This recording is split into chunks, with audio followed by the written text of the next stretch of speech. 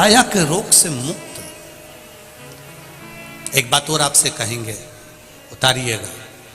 जिसके शरीर में सफेद चमड़ी पड़ने लगती है, चर्म रोग हो जाता है, या चेहरे पर आंख के पास में पूरा कालापन आ जाता है, उसको हमेशा याद रखना है, लाल चंदन का लेपन पीपल के पत्ते पर करिए।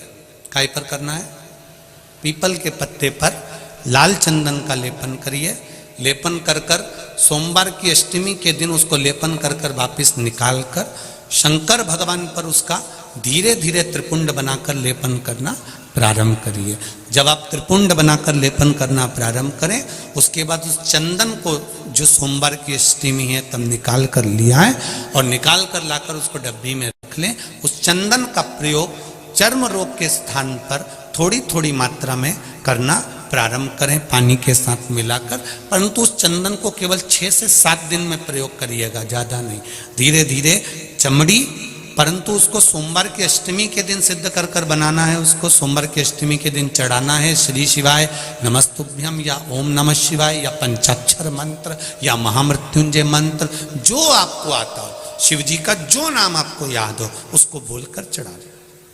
उसको लिया, फिर उसको अपने शरीर पर लगाना प्रारंभ करो। उसका फल आपको 15 दिन के अंदर धीरे धीरे धीरे धीरे प्राप्त होना प्रारंभ हो। लाल चंदन का प्रयोग शिव जी के लिए अवश्य। दूसरा, जब विषम परिस्थिति आ जाए, ऐसा लग रहा है कि आपने पशुपति व्रत कर लिया, सोमवार की अष्टमी का प्रयोग कर लिया, मैंने शंकर जी की आराधना कर ली, तो भी विषम परिस्थिति चल रही है, अभी तक कोई सुधार आने को तैयार नहीं है, तब शंकर जी के मंदिर में जब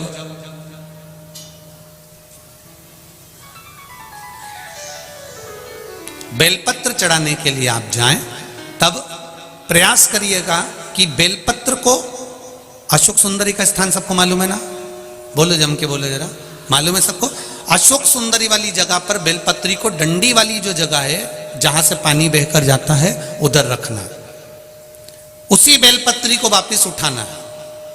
शिव जी के शिवलिंग पर जब बेलपत्री रखो तो डंडी का भाग, आप यहां बैठे हो तो डंडी का भाग पीछे की ओर होना चाहिए। शिवलिंग जैसे ये है तो डंडी का भाग पीछे की ओर, उसको रखकर 7 लोटा जल भगवान शंकर पर समर्पित कर दीजिए, अपने भाव को रखते हो। अगर विषम परिस्थिति चल रही है, आपने पशुपति व्रत कर लिया, सोमवार के अष्टमी का कर लिया, उसके बाद भी कार्य नहीं हो रहा, अटक रहा है, किसी कारणवश कोई फाइल मोटी है, थोड़ा समय लग रहा है, तो 7 लोटा जल का प्रयोग करें। धीरे धीरे 7 लोटा जल शिव जी को बाल्टी में भरकर ले जाएं अपने घर से। 7 कलश जल शिव जी को समर्पित करना है और समर्पित करने के बाद उस बेलपत्री को वापिस अपने ही घर पर लेकर आ जाना। 11 दिन 21 दिन उसको रखो, फिर उसका विसर्जन वापिस किसी नदी, सरोवर, तालाब या वृक्ष के नीचे कर दीजिए।